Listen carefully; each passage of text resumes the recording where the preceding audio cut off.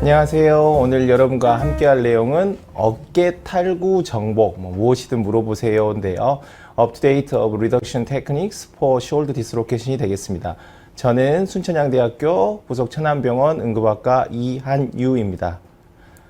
자, 크게 파트 1과 파트 2로 나눠지는데요. 파트 1에서는 총론적인 부분을 다룰 거고요. 파트 2에서는 최신 지견인 어깨 탈구의 최신 지견에 대해서 하나하나 세부적으로 다뤄보도록 하겠습니다. 먼저 총론에서는 다음과 같은 것을 할 건데요. 총론 중에서 여러분들한테 좀 말씀드리고 싶은 중요하게 포인트로 해주고 싶은 내용은 힐삭스 리즌과 방카르트 리즌, 방카르트 프랙처를 좀 알아주시면 좋겠고, 제로 포인트 에너지 포지션이 무엇인지 좀 개념을 잘 잡고 가시면 좋겠습니다. 에피데미올로지입니다. 당연히 남자 같은 경우는 많이 활동성을 하는 20, 30대에서 어깨 탈구가 많이 이루어지고요. 여자 같은 경우는 오히려 저 노년층에서 60에서 80세 노년층에서 어깨 탈구가 많이 나타나고 있습니다. 자, 숄더 디스로케이션인데요. 여러분들께서 100명의 어깨 탈구 환자를 보게 됐을 때 그 중에서 97명, 거의 almost all이 되겠죠. 100명 중에서 97명 가까이는 앞으로 안테리어 디스로케이션이 되겠고요. 뒤로 빠지는 포스테리어 디스로케이션이 약 2에서 3%, 정말 드물게 아래쪽으로나 위쪽으로 빠지는 게 0.5% 미만으로서 오늘 강의의 초점은 100명 중에서 95명 내지 97명이 앞으로 안테리어 디스로케이션이기 때문에 여기에 초점을 맞춰서 설명을 드리도록 하겠습니다. 숄더 아나토미를 보면 여러분들 뭐 앞에서 받쳐주는 거, 뒤에서 받쳐주는 거 보시면 나름 굉장히 많은 구조물들이 단단하게 잘 받쳐주는 것처럼 보입니다. 이렇게 많은 것들이 단단히 받쳐주는 것처럼 보이는데 왜 어깨가 탈구가 잘 될까요? 그 이유는 아나토미적으로 휴머럴 헤드가 이 감싸주고 있는 글레노이드 포사보다 약 3배 정도 크기가 크기 때문에 잡아주는 구조물들이 많음에도 불구하고 어깨 탈구가 많이 발생하게 되겠습니다. 자, 아나토미에서 신경 빠질 수가 없는 부분인데요. 3가지 신경 여러분들 좀 주의해서 알았으면 좋겠는데 미디안 너브, 라디알 너브, 악실라리 너브. 나중에 여러분들 이거 확인할 때 이 너브들의 손상이 있었을 때 어떠한 피지컬이 나오는지도 제가 나중에 설명을 드리도록 하겠습니다. 자, 앞에서 제가 총론 부분에서 좀 중요하게 생각해야 된다고 했던 첫 번째 힐삭스 프랙처인데요. 여러분들 이해를 좀 돕게, 암기라기보단 이해인데요. 힐삭스의 H를 기억해 주시면 휴머럴 헤드의 포스테로라테랄 프랙처입니다. 자, 휴머럴 헤드의 포스테로라테랄이 이렇게 동그랗게 이렇게 있어요. 라운드 쉐입으로 있어야 되는데 이렇게 움푹 파인 이렇게 있는 거를 힐삭스 프랙처라고 명명을 합니다. 다음으로 방카르트 프랙처인데요. 방카르트의 B자를 따서 여러분들 외우기 쉽게, 이해하기 쉽게 레이브룸의 아래쪽 파트, 로우 파트가 이렇게 찢겨져 나간 걸 일컬어서 방카르트 프랙처라고 합니다. 이게 왜 총론에서 중요하냐면 여러분들이 어깨 탈구 환자를 여러분들이 저와 오늘 함께 하면서 시간을 함께 하면서 도수 정복에 대해서 여러 가지 방법들에서 논하게 될 텐데요. 알게 될 텐데 여러분들 엑스레이 상에서 이 방카르트 프랙처 여기 보시면 글레노이드 포사 아래 부분에 레이브룸이 이렇게 찢겨져 나간 거 이거 보시죠. 이걸 방카르트 프랙처라고 하는데 이게 많게 되면 이게 여러분들 엑스레이 사진상에서 보이게 되면 여기 보시는 것 같이 리커가 많습니다. 그래서 여러분들이 훌륭하게 여러 가지 방법들을 통해서 어깨 정복을 하셨다고 하더라도 엑스레이 상에서 이 리즌이 보이게 되면 자주 리커가 되겠구나 라고 생각을 하시고 환자에게 설명을 해주시면 굉장히 좋겠습니다. 자, 힐삭스하고 방카르트 프랙처를 영상으로 한번 간단하게 한번 보겠습니다. 자, 휴머럴 헤드 보이고 있고요. 여기 글레노이드 포사에 여기 하얀색으로 보이는 게 레이브룸이 되겠습니다. 자, 이렇게 앞으로 100명 중에서 97명 이렇게 앞으로 전방 탈구로 이렇게 슬립이 되게 됩니다. 이렇게 슬립이 되게 되면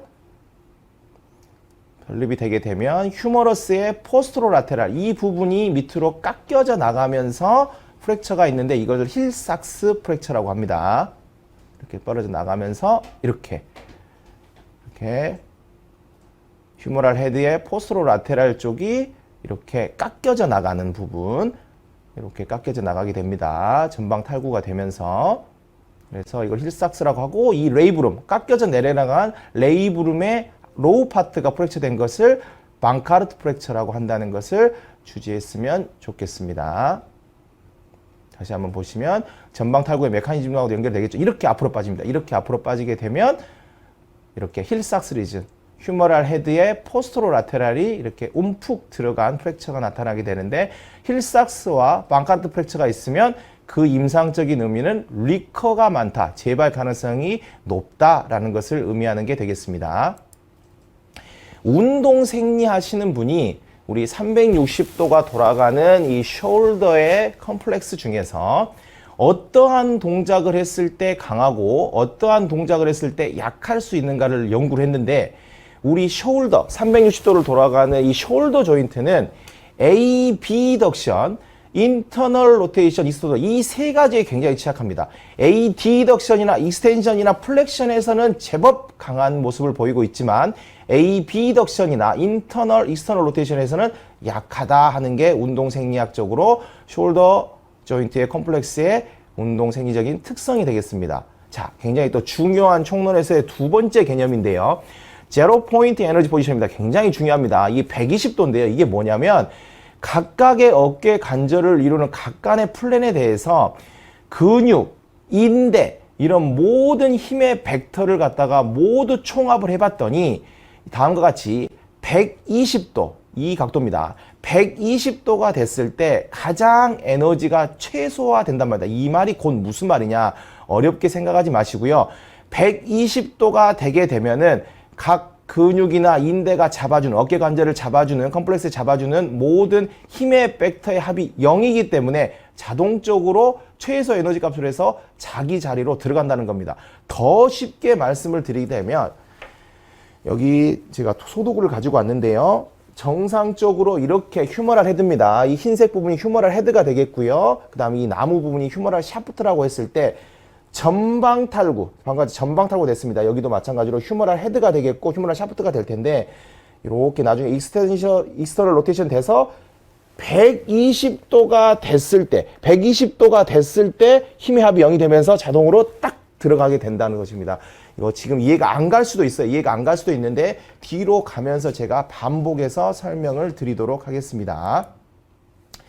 UFC 163, 꽤 오래된 일은 2013년도인데요. UFC 163에서 정찬성 선수가 조제 알도 선수와의 1라운드, 2라운드까지 앞서 나가고 있다가 고질병인 라이트 훅을 날리다가 우측 어깨가 전방 탈구가 됩니다. 전방 탈구가 됐는데 본인이 스스로 이렇게 맞춰보려고 했어요. 근데 이런 방법으로는 안 되죠. 프로 세계에서 자비란 없습니다. 당연히 조제 알도가 어깨 탈구를 알아차리고 왼발 하이킥으로 정찬성의 무릎을 꿇습니다. 자, 앞으로 뭐 4월 10일 날 UFC 273에서 챔피언 결전을 나누고 있는데요. 잘 해주시길 바라고, 어깨 탈구 스스로 정복할 수도 있는 법은 나중에 제가 설명을 좀 드리도록 하겠습니다. 자, 여러 가지 운동을 하면서 전방 탈구 많이 합니다. 야구, 창 던지기, 수영, 럭비 풋볼 모두 어깨 관절에서 전방 탈구가 일어날 수 있는 스포츠가 되겠습니다. 자, 여기 보시면 농구인데요.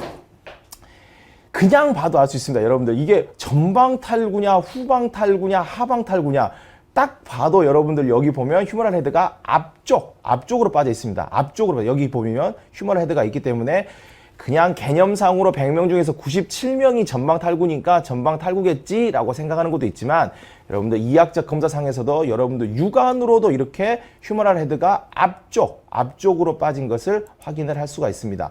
자, 숄더 디스로케이션이 의심이 되는 환자가 왔을 때 여러분들이 찍어야 될 영상 이미지는 세 가지입니다.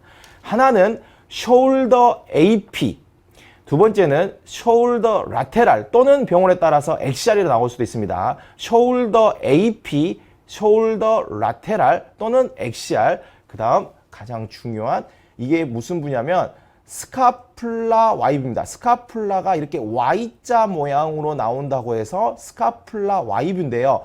이 세 가지 중에서 숄더 AP, 엑시알 라테랄 또는 스카플라 Y뷰 중에서 이 휴머럴 헤드, 숄더 디스로케이션이 전방 탈구냐, 후방 탈구냐, 하방 탈구냐를 결정짓는 가장 좋은 이미지는 스카플라 Y뷰가 되겠습니다. 여기 보면 스카플라 Y뷰의 휴머럴 헤드가 어디에 위치하고 있습니까?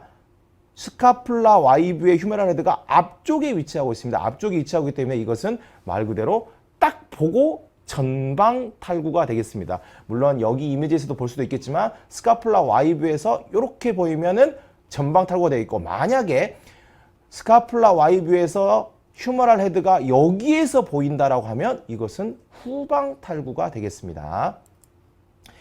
자, 2%에서 3%가 일어난다는 어깨 관절의 후방 탈구 되겠습니다. 후방 탈구는 뭐냐면 뒤로 빠진다는 건데 정상적으로는 뒤로 빠지기가 힘듭니다.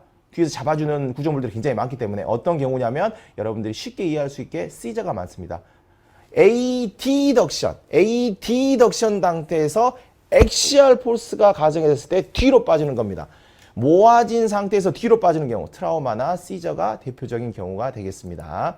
자, 포스테리어는 어떻게 보이냐? 스카플라 Y뷰에서 뒤로 휴머럴 헤드가 보이는 경우도 있지만 AP 라테랄에서도 이렇게 글레노이드 포사와 휴머럴 헤드가 상당히 좀 먼 간격, 6mm 이상의 간격이 이렇게 보일 경우가 있고요. 다음과 같이 보일 수도 있겠습니다. 하지만 안테리어냐 포스테리어를 구분짓는 가장 유용한 방법은 스카플라 Y뷰를 찍어서 휴머럴 헤드가 앞에 있냐 뒤에 있냐를 알아보는 게 가장 좋은 방법이 되겠습니다. 이학적 검사상으로 뒤로 빠지게 되면 여기 보시면 스카플라 Y뷰의 앞쪽이 아니라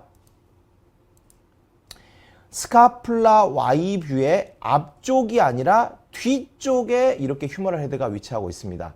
이학적 검사는 어떻게 되냐? 이제 왼쪽 어깨 탈구인데요. 왼쪽 뒤로 빠지게 되면 팔은 AD덕션 되면서 엘보우는 굽히면서 이게 안 됩니다. 익스터널 로테이션이 안 돼요. 익스터널 로테이션. 마치 우리 중국집에서 주방장이 이렇게 그릇을 드는 이 자세, 요 자세가 안 됩니다. 요 자세가 안 되기 때문에 이학적 검사라는 이런 걸 하지만 엑스레이 상으로도 스카플라 Y뷰를 통해서 쉽게 여러분들이 알 수가 있겠습니다. 자, 평생 여러분들이 응급의학을 하게 되면서 과연 어깨 관절 탈구가 하방으로 빠지는 인페리어 디스로케이션이 경험하려는지 모르겠어요. 드뭅니다. 매우 드물어요.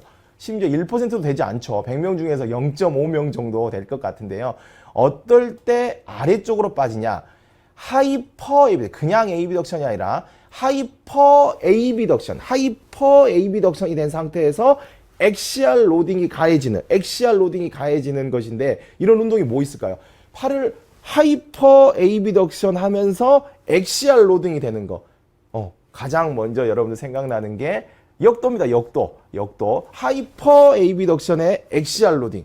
근데요, 실제로 여러분들이 경험하는 확률도 많이 낮지만 실제로 하이퍼 AB덕션의 엑시얼 로드가 가해지는 이 역도 경기에서는 어깨 관절이 빠지기 전에 미리 팔꿈치가 먼저 빠지게 되면서 약하기 때문에, 따라서 정말로 여러분들이 한두 번 평생에 보시게 된다면 오히려 골프 선수들이 나타났습니다. 어떤 거냐면 드라이버나 아이언을 세게 싱 하면서 하이퍼 에비덕션 상태에서 피니쉬를 하면서 내리게 됩니다. 이렇게 하이퍼 에비덕션 상태에서 폼을 예쁘게 가져가고자 엑시얼 로딩 하게 됐을 때 남자보다는 아무래도 여성분들이 관절이 조금 구조물들이 약하기 때문에 여성 프로 골퍼들한테 볼 수 있지만 정말로 드뭅니다. 정말로 드뭅니다. 임페리얼은 다음과 같이 아래쪽에 이렇게 낀 경우인데요. 여러분들 아마 평생에 한번 볼까 말까 할 겁니다. 자, 파트 1 이렇게 마치고요. 파트 2에서는 이제 구체적으로 어깨 탈구 정복의 최신 지견, 방법적인 면과 연구되고 있는 부분들에서 보도록 하겠습니다. 자, 오버뷰 파트 2에서는요, 기존에 여러분들이 한두 번 정도 들어봤을 클래시컬한 메소드를 잠깐 소개시켜 줄 거고요. 최신 지견이기 때문에 새롭게 등장하고 있는 뉴 테크닉도 굉장히 많습니다. 하나씩 제가 설명을 드릴 거고요. 그 다음 드물긴 하지만 뒤쪽으로 빠졌을 때 후방 탈구 또는 하방 인페리어 디스로케이션이었을 때에 어떻게 할 거냐.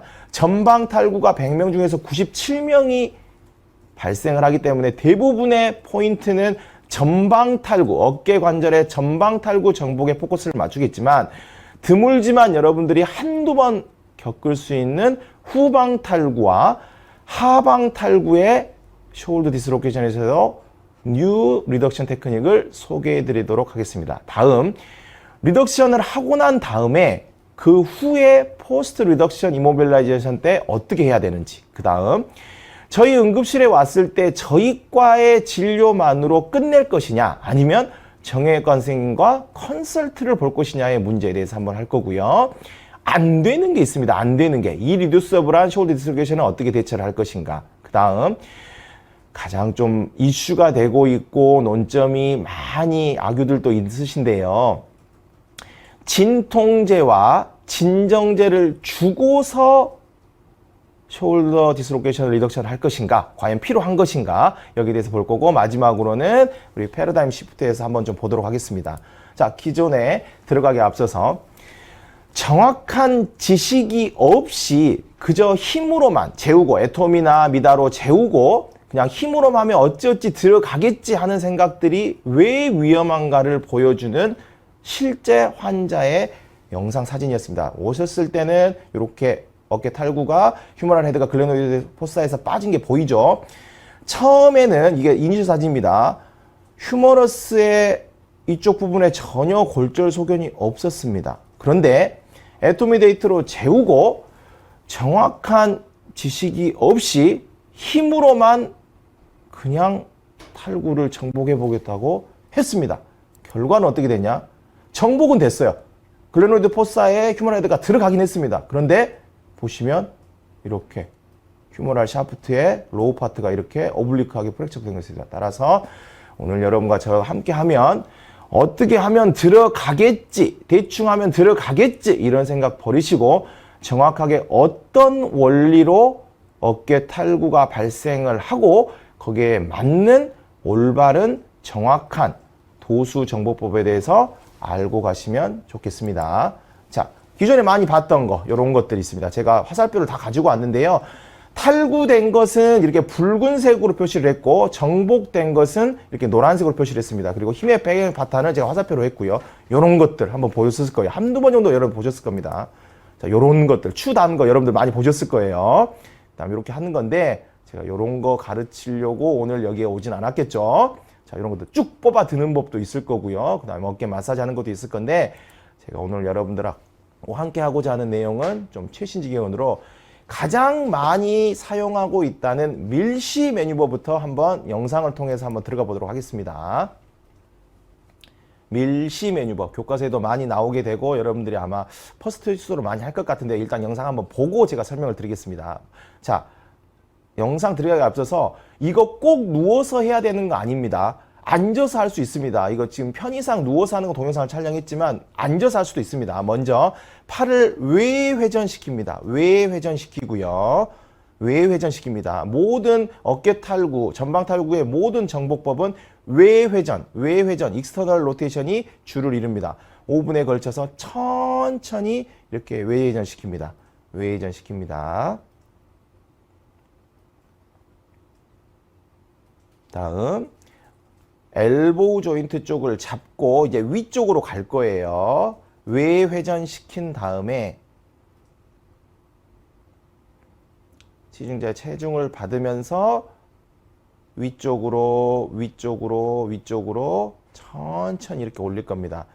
아까 전에 제가 120도라고 했는데요. 120도가 에너지의 합이 최소가 된다고 했는데 여기서부터 이 어깨 관절이 120도 여기서부터 합니다. 지금 90도 정도 왔습니다. 90도 정도 왔어요. 120도 정도가 딱 됐을 때 에너지 합이 떨그닥 0이 되면서 정복이 됩니다. 바꿔 얘기하면 120도를 넘어서 180도까지 완전히 만세를 불렀는데도 정복이 안 됐다. 그러면 그 방법은 잘못된 거예요. 정상적으로 익스터널 로테이션 했을 때 120 정도가 되면 딸가닥 하고 들어가게 돼 있습니다. 자, 이렇게 됐는데요. 제가 쉽게 다시 한번 설명을 드리겠습니다. 원리를 잘 알면 여러분들이 새로운 방법도 만들어낼 수도 있어요. 자, 다시 한번 얘기합니다. 정상적으로는 휴머럴 헤드와 샤프트가 이렇게 있어야 되는데 지금 전방 탈구, 앞으로 탈구가 되어 있단 말이에요. 휴머럴 헤드가 앞으로 탈구가 되어 있습니다. 그러면 어떻게 해서 이 빨간색으로 표시된 전방 탈구된 휴머럴 헤드를 원래의 위치로 돌려놓겠는가 하는 건데 방법은 뭐라고요? 기본적인 방법은 익스터널 로테이션입니다. 익스터널, 인터널이 아니라 바깥으로 돌려서 타고 넘듯이 해서 이렇게 온다는 거예요. 다시 한번 보일게요. 자, 전방 탈구된 휴머럴 헤드를 익스터널 로테이션 시켜서 120도를 만들어서 하게 되면 에너지 합이 0이 되기 때문에 자기가 알아서 타고 따그닥 하고 들어가게 된다는 겁니다. 자, 밀시 매뉴버가 되겠는데요.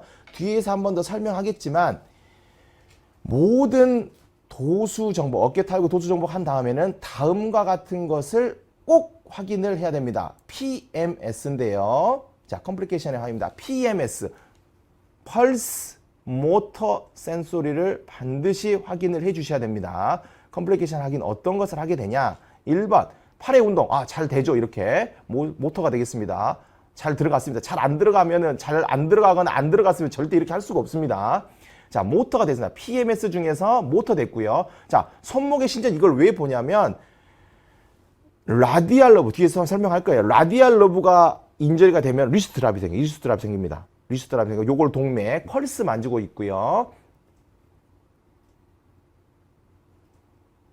다음에 펄스 만진 다음에 마지막 센소리는 앞서서 제가 총론 부분에서 악실라리 너브 얘기했는데요. 악실라리 너브의 센소리 포션입니다. 여기가 어디냐면 휴머러스의 라테랄 포션인데 지금 만지고 찌르고 있는 이 부분이 악실라리 너브의 센소리 포션입니다. 그래서 이 부분이 인텍트한지 다시 한번 얘기합니다. 악실라리 너브의 인텍트를 보는 게 애가신경의 센소리를 확인하는 거고요. 손목에 신전이 돼야 되는데 리스트 드랍이 된다. 이것은 라디알 러브의 인저리가 있는 겁니다. 뒤로 가서 또 설명을 드리겠습니다. 또 다른 방법, 제가 굉장히 많이 선호하고 있는 방법이고요. 다시 한번 얘기하지만 이것도 앉아서 할 수 있습니다. 앉아서 할 수 있고 꼭 누워서 해야 되는 술기 아닙니다. 자, 익스터널 로테이션, 이켄 파티의 익스터널 로테이션 메소드인데요. 굉장히 쉽고 간단합니다. 앞서서 제가 밀시 매뉴버를 했는데요. 여러분들 교과서 상으로는 밀시 매뉴버가 굉장히 드라마틱하다고 나오는데 여러분들 임상에서 해보면 이 밀시 매뉴버가 생각보다 잘 안 됩니다. 잘 안 돼요. 그 이유가 뭐냐면 이 다음에 나올 이켄 파티의 익스터널 로테이션과 단점이 뭐냐면 우리 몸은요. 이 몸통 바디로부터 어깨 관절이 숄더 조인트가 멀어지면 멀어질수록 불안정해집니다. 다시 한 번 말씀드릴게요. 우리 바디에서 숄더 조인트는 멀어지면 멀어질수록 붙이려는 AD덕션 하려는 힘이 강하기 때문에 밀시 매뉴버에서는 환자가 AB덕션 하고 있을 동안에 당기려는 힘이 강하기 때문에 생각보다 그렇게 호응도가 좋지 않습니다. 그런데 이 익스터널 로테이션 메소드, 이켄 파티의 방법은 여기 보시면 환자의 바디로부터 숄더 조인트와 엘보우를 붙인 상태에서 하기 때문에 훨씬 더 성공률이 높습니다. 먼저 엘보우를 90도 높인 다음에 모든 전방 탈구의 방법은 익스터널 로테이션, 이 화살표 방향으로 이런 방향으로 엘보우 조인트의 아래쪽 부분을 받고 익스터널 로테이션 시키는 방법이라고 누차 말씀을 드렸습니다. 비디오를 한번 보겠습니다. 자, 누워있지만 앉아서도 할 수 있다고 그랬어요. 90도를 플렉션 한 다음에 밀시와 다르게 그 자리에서 붙인 상태에서 익스터널 로테이션 시켜버립니다. 익스터널 로테이션 시켜버려요. 네. 그래서 붙인 상태에서 멀리 떨어지면 떨어질수록 당기는 힘이 강하기 때문에 환자를 붙인 상태에서 익스터널 로테이션 시키고 엘보우 조인트를 서서히 들어줌으로써 앞쪽으로 빠졌던 휴머럴 헤드가 엘보우 조인트를 서서히 들어줌으로써 올라가게 되고 120도가 되면 자동적으로 최소 에너지 법칙에서 따라락 해서 들어가게 된다는 법칙이 되겠습니다. 자, 다음으로 인도 의사 선생님인데요. 원리는 여러분들 제가 지금 많은 방법들을 소개시켜 드리고 있지만 원리는 다 똑같아요. 원리는 다 똑같습니다. 익스터널 로테이션, 외 회전을 시킨다는 겁니다. 자, 인도의 의사는 어떤 생각을 했냐? 파레스 메소드라고 한대요. Fast, Reliable and Safe의 약자고요. 굉장히 좀 참신합니다.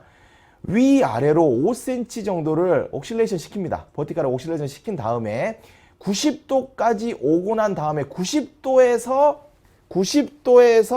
이스터널 로테이션 시켜버려요. 비디오를 다시 한번 보여드리겠습니다. 자, 해서 이렇게 여기 보면 또 여기다 120도가 되죠. 120도가 되면 최소 에너지 법칙에 의해서 딸그락하고 들어가게 돼 있습니다. 자, 비디오로 한번 보겠습니다. 자, 이거 방법을 개발한 인도 의사 선생님입니다.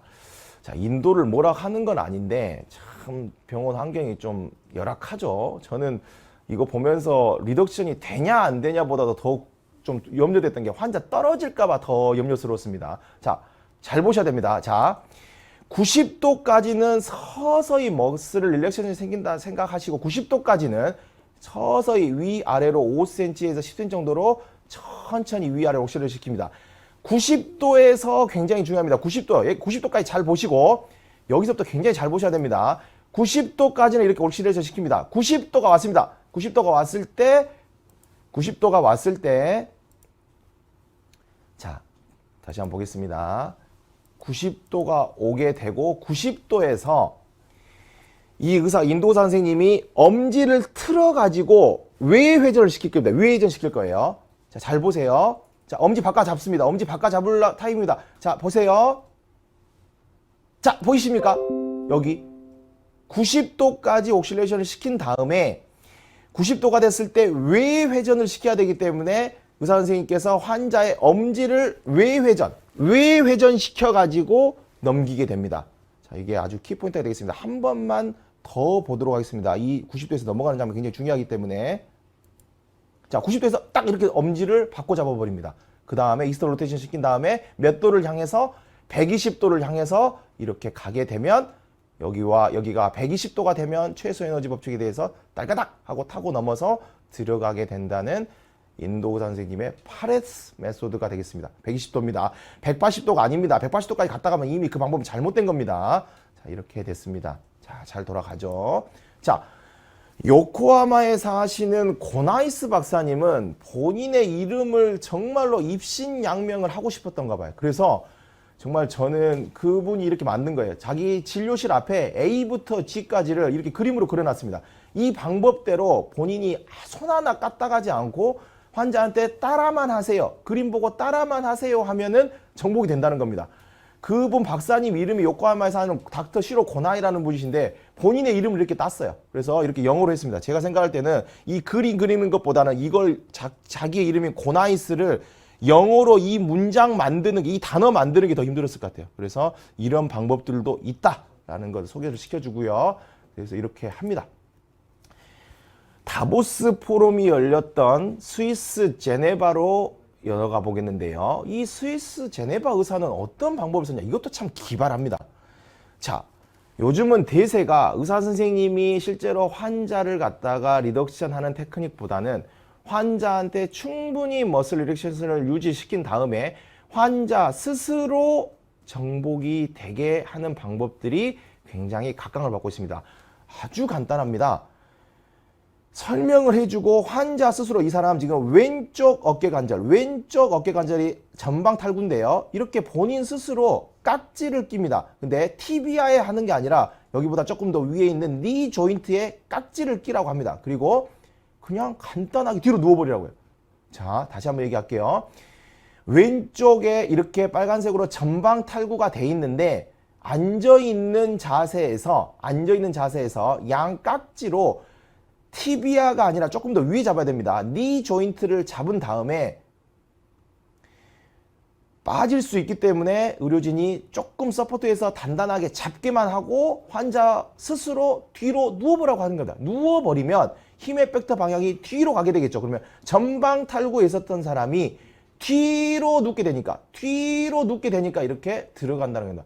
굉장히 아이디어하면서도 굉장히 기발한 방법이고요. 논문에서는 100명 중에서 86명이 성공을 했다. 굉장히 높은 성공률이었고 심지어 뉴로머스큘러나 컴플리케이션은 제로였다라고 보고를 하고 있습니다. 또 각광받는 방법이 셀프 리덕션 테크닉 중에서 이스라엘 의사 선생님이 일명 제가 붙이기로는 스스로 기지개 펴기 방법이 되겠는데요. 어떤 원리냐면 기가 막힙니다. 이렇게 정상적으로 노란색에 있어야 할 휴머럴 헤드가 전방 탈구가 되었으니 제가 만약에 오른쪽에 전방 탈구가 됐다고 했을 때 어떻게 하냐. 스스로가 자기가 이렇게 잡습니다. 자기가 조심히 이렇게 잡아요. 잡아서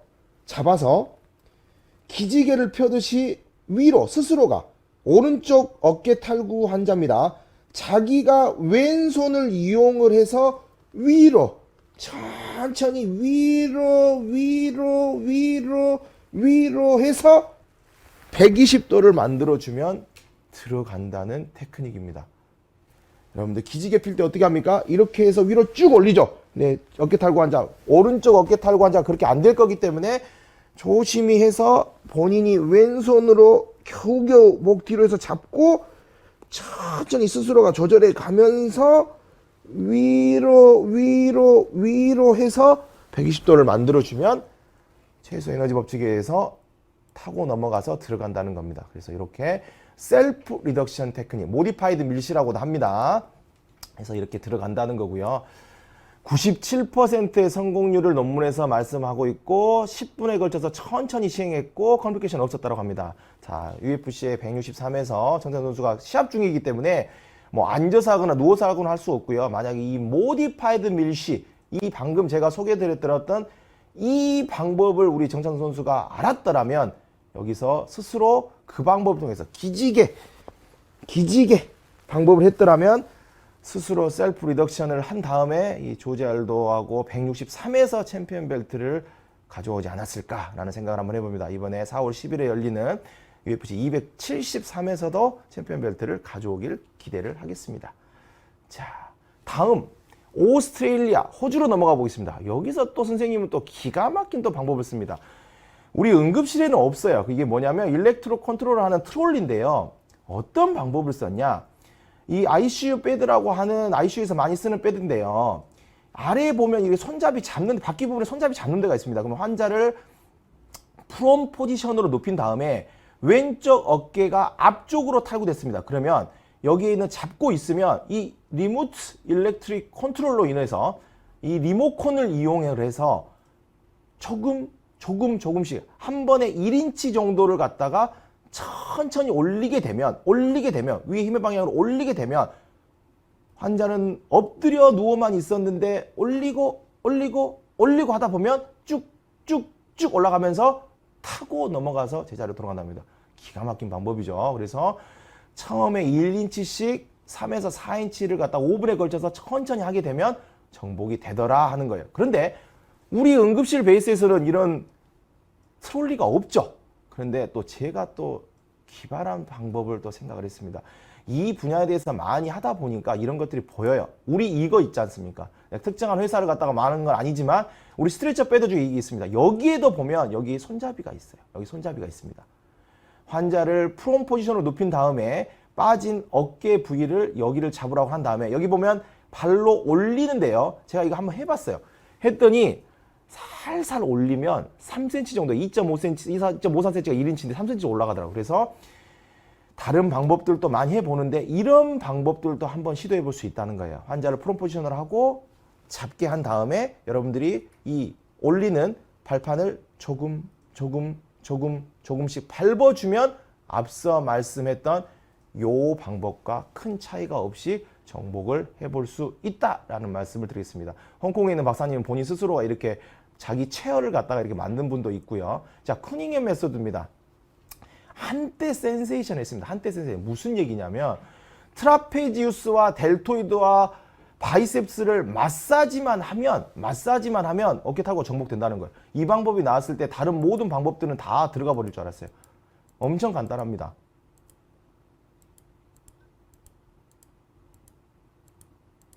자, 트라페지우스 마사지 합니다. 델토이드 마사지 합니다. 바이셉스 마사지 하면 자동으로 지금 빠졌던 어깨 관절의 전방 탈구가 전복이 된다는 건데, 가장 여러분들 제가 이제까지 발표했던 방법 중에서 가장 쉬운 방법이죠. 가장 쉬운 방법이 들어갔어요. 그런데 문제가 생깁니다. 미국 타코마에 있는 군의관으로 있는 선생님께서 이 방법을 개발한 의사 선생님한테 편지를 보냅니다. 당신의 방법으로 했더니, 쿠닝행 박사님한테 편지를 보냅니다. 당신의 방법으로 했더니 빠르고 이펙티브하고 잘 견디고 굉장히 프라미싱하다라고 했어요. 그런데 이 타코마에 있는 군의관 선생님께서 미국 군인을 대상으로 이 방법이 센세이션했기 때문에 이 쿠닝행 방법을 다 썼더니 문제점이 발생을 했으니, 문제점이 뭐였냐?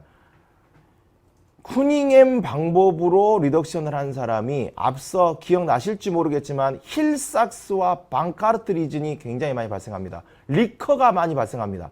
그래서 여기에 대해서 왜 다른 방법들하고 달리 너의 방법이 좋은데 너의 방법 쿠닝햄 방법대로 하면 왜 방카르트리진이 많을까 하고 문헌을 보내는데, 아직까지 쿠닝햄 박사님이 이 타코마에 있는 군의관한테 답신을 보내지를 못합니다. 왜냐?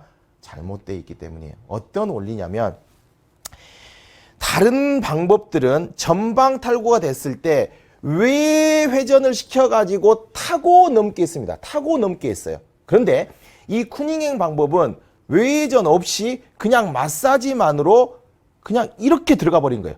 타고 넘지 않고 이렇게 들어가 버리기 때문에, 이렇게 들어가면 어떻게 되겠어요? 휴머럴 헤드 바깥 부분이 깎이는 힐삭스 리즘과 아래를 그대로 밀고 쓸고 들어가 버리기 때문에 방카르트리진이 많이 생길 수밖에 없는 방법이에요. 그래서 한때 센세이션 했던 이 쿠닝행 방법은 지금은 사용하지 않는 추세입니다. 리덕션은 성공할지 모르지만 환자의 리커를 조장하는 힐삭스와 방카르트리진이 많이 생기기 때문에 지금은 많이 그 힘을 잃은 방법이 되겠습니다. 자, 또 하나 보겠습니다. 자, 40대 남성이고요. 자, 왼쪽 굉장히 어깨 탈구 통증이 굉장히 심합니다. 자, 어떤 방법을 쓸 거냐면, 환자 스스로가 왼쪽 팔을 전방 탈구입니다. 이 팔을 의사 선생님의 이 어깨 위에 조심히 이렇게 올려놓기만 하라고 합니다. 올려놓기만 하라고 합니다. 이렇게 올려놓기만, 서서히, 많이 통증이 있으니까. 자, 지금 선생님께서 만지고 있는 이 부위는 휴머럴 헤드가 앞으로 빠졌으니까 앞으로 만져지겠죠. 자, 조심히 해서, 네, 의사 선생님이 앉아야 돼요. 낮은 자세에서 굉장히 아프다고 합니다. 손만 올려놓으면 이 손으로 휴머럴 헤드를 뒤로, 위로, 뒤로 밀면서 선생님이 서서히 오르게 됩니다.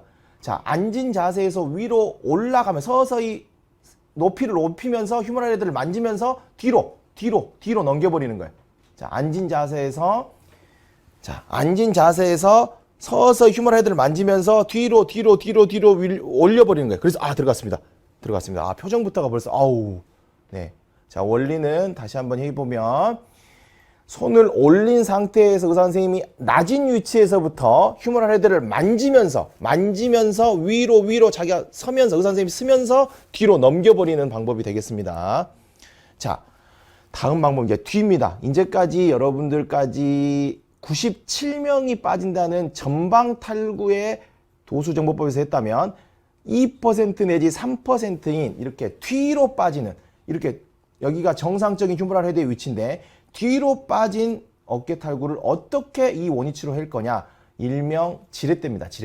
스텝 4가지인데요. 첫 번째, 오른손을 이용해서 젠틀하게 트랙션 시킵니다. 트랙션 시키고, 두 번째, 아주 약간 인터널 로테이션 시킵니다. 자, 이 손을 트랙션 시킨 다음에 약간 인터널 로테이션 시키고요. 그 다음 이 손 굉장히 중요하겠죠. 지렛대 역할을 하는 이 팔을 다음과 같이 이렇게 집어넣습니다. 그 다음에 어떻게 하겠습니까? 이 힘의 방향으로 요렇게 로딩을 주면 당연히 지렛대 원리에 의해서 뒤쪽에 있던 어깨 탈구의 휴머럴 헤드가 앞쪽으로 이렇게 온다는 겁니다. 젠틀 트랙션하고 약간 인터널 로테이션 된 상태에서 지렛대를 걸고 엑시알로 잡아당기는 게 아니라 눌러주게 되면은 뒤에 있던 휴머럴 헤드가 앞으로 온다는 레버 방법이 되겠습니다. 그 다음 0.5%타일이 있다는 하방 탈구입니다. 하방 탈구 보이시죠? 글렌오디포스에서 살짝 아래로 이렇게 나와 있습니다. 자, 이 방법은 일명 투스텝 테크닉입니다. 투스텝 테크닉 굉장히 어려운데 어떻게 하는 거냐면 하방 탈구 인페리어 디스로케이션을 의도적으로 전방으로 빼버립니다. 자, 아래로 빠진 휴머럴 헤드를 의도적으로 휴머러스를 앞으로 밀면서 전방 탈구를 만들어 버립니다. 다시 한번 얘기하겠습니다.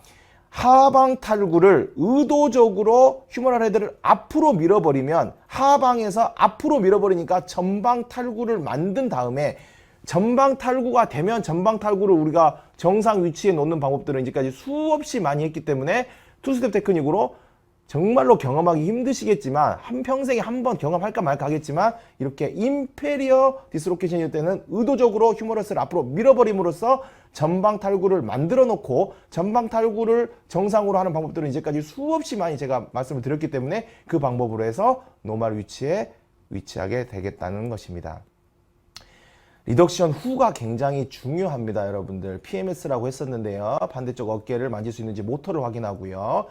펄스, PMS 중에서 P, 척골이나 요골동의 펄스를 확인하고요. 그 다음에 악실라리 너브나 양쪽 손이나 이런 감각을 확인한다는 겁니다. 자, 여러분들 퀴즈 한번 내보겠습니다. 잘 리덕션이 됐습니다. PMS도 인텍트 하고요. 이제 정형외과 선생님의 컨설트 없이 환자를 퇴원시켜야 되는데 여러분들 다음과 같이 인터널 로테이션 시켜서 암슬링, 일명 암슬링이라고 합니다. 암슬링을 통해서 이렇게 하고 응급실을 걸어 나가게 해야 될까요? 아니면은 수아스를 이용을 해서 약간 익스터널 로테이션 시켜가지고 환자를 퇴원을 시켜야 될까요? 대부분의 병원에서 이렇게 암슬링 거는데 좋지 않은 방법입니다. 무려 지금이 2022년인데요. 이미 2007년도 때 닥터 이토 박사님이 종지부를 찍은 거예요. 어깨 탈구 정복 후에 환자를 익스터널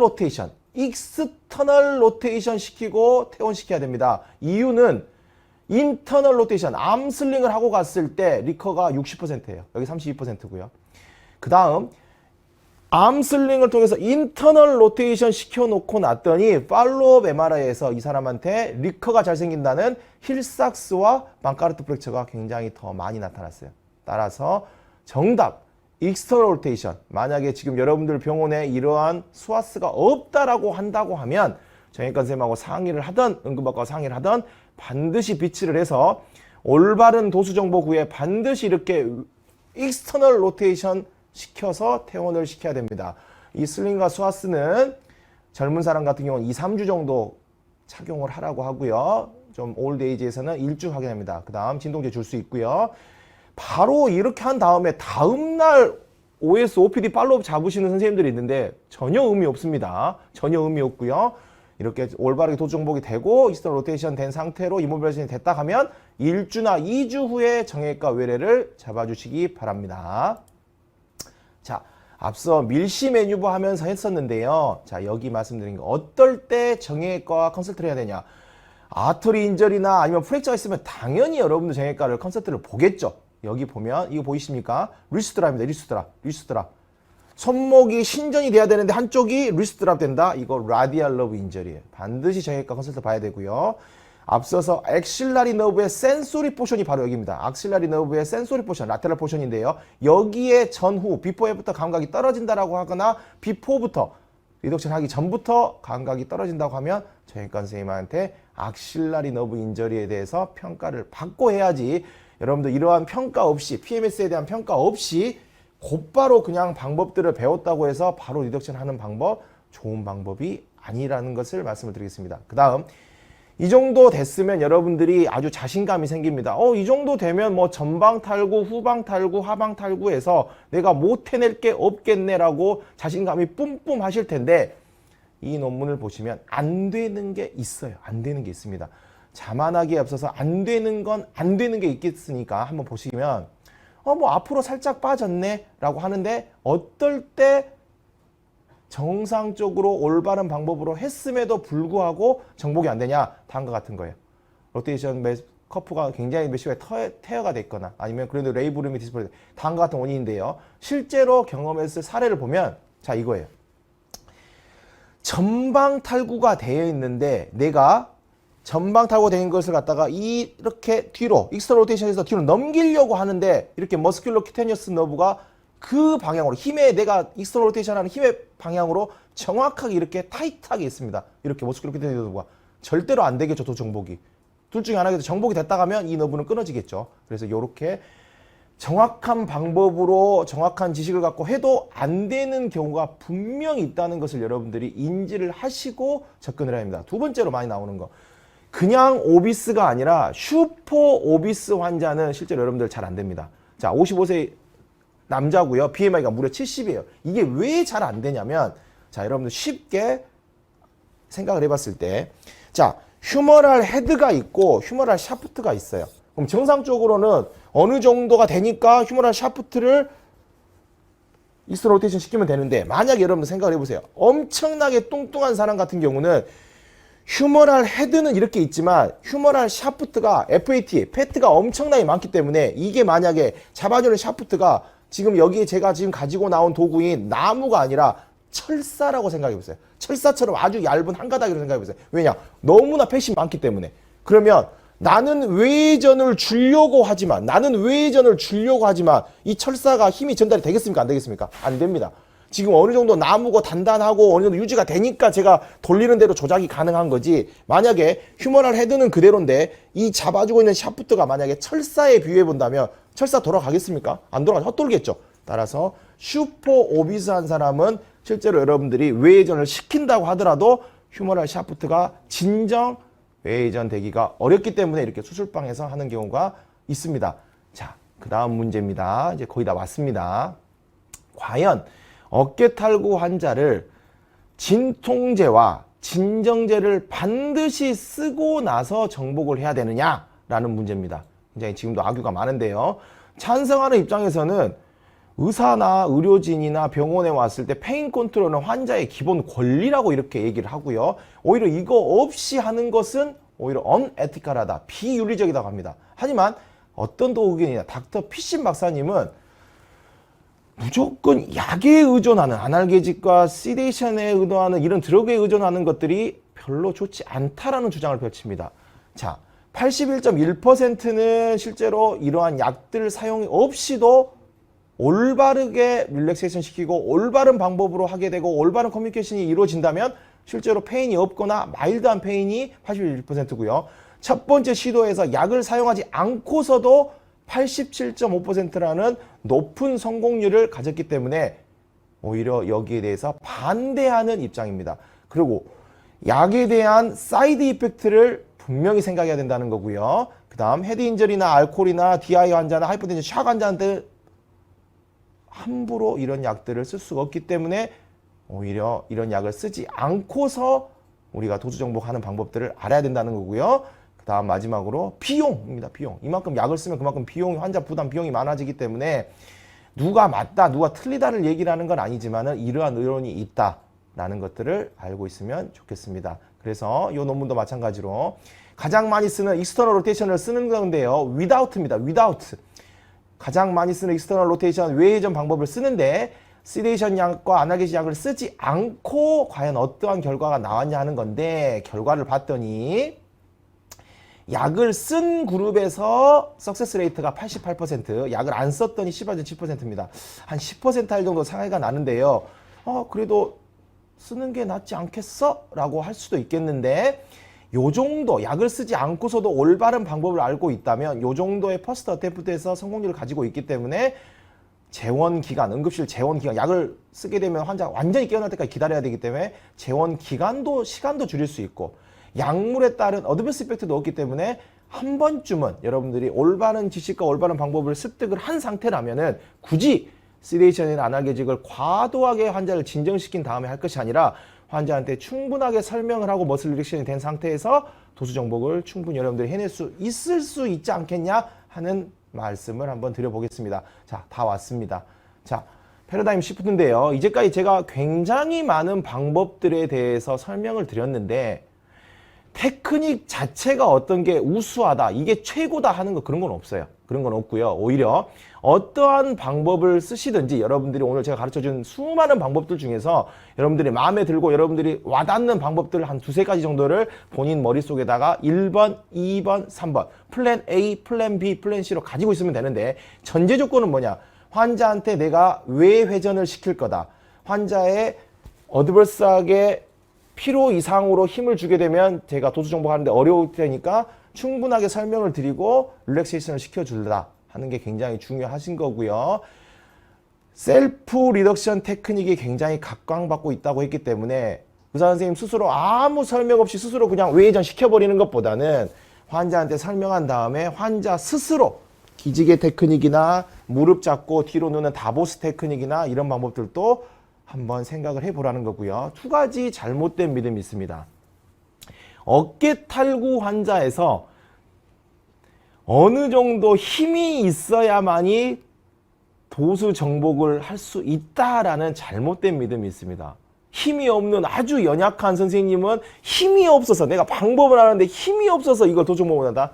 X가 되겠습니다. 오히려 의사 선생님이 힘으로 하려고 하면 할수록 환자는 오히려 카운터파트하게 더 힘을 주게 됩니다. 여러분들이 힘으로 외회전을 시키려고 하면 할수록 환자는 더 안 하려고 하는 카운터파트의 힘이 있기 때문에 힘이 다가 아니다. 두 번째, 앞서도 말씀드렸겠지만 무조건 재우고 하겠다. 벤조다이아제피놀로 재우고 하겠다라는 것이 있고 벤조다이아제피놀 재우기만 하면 근육이 릴렉세이션 되기 때문에 쉽다라고 하고 있는데 그렇지 않다는 거 제가 앞서 말드렸습니다. 약을 쓰지 않고서도 분명히 할 수 있는 방법이 있고 성공률이나 다른 방면에서 사이드 이펙트를 줄일 수 있다는 것도 생각을 해봐야 된다는 것이 되겠습니다. 자, 마지막입니다. 이제까지 했던 파트 1과 파트 2 한번 정리해 보겠는데요.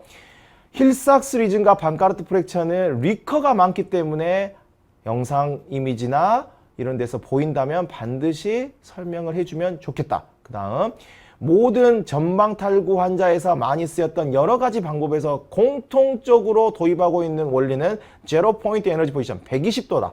120도가 되면 최소 에너지 법칙에 의해서 딸가닥 하고 들어가게 돼 있다.